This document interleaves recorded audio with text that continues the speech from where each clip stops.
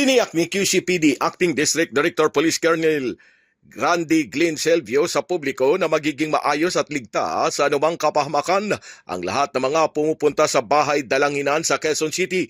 Ayon kay Police Colonel Selvio, tungkulin anya ng kapulisan na tiyaking ligtas ang bawat mamamayan habang sila ay nagsasagawa ng kanilang pananampalataya sa kanilang mga bahay dalanginan.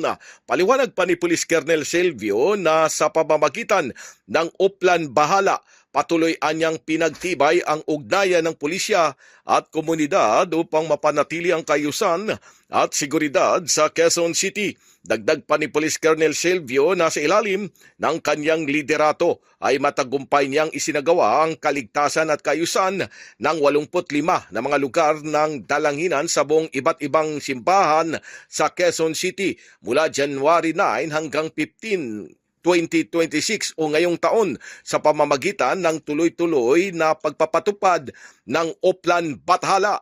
Git pa ng opisyal na para masuportahan ang ganitong pagpupunyagi, kabuang 220 mga police personnel ang kanyang ipinakakalat upang mabigyan ng seguridad ang 4,750 mga dumadalo sa iba't ibang religious services.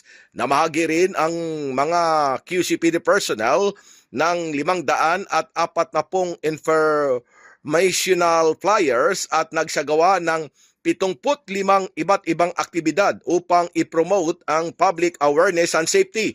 Git pa ni Police Colonel Selvio, ang naturang inisyatiba ay alinsunod na rin yan sa direktiba ni Acting Chief PNP Police General Jose Melencio Nartates Jr. para suportahan ang komunidad at nang gabay na rin ng programa ng Regional Director ng National Capital Region Police Office o NCRPO. Pilipinas mula sa Campo Karingal sa Quezon City, Silvestre Rambulabay, Radyo Kayo Manggi.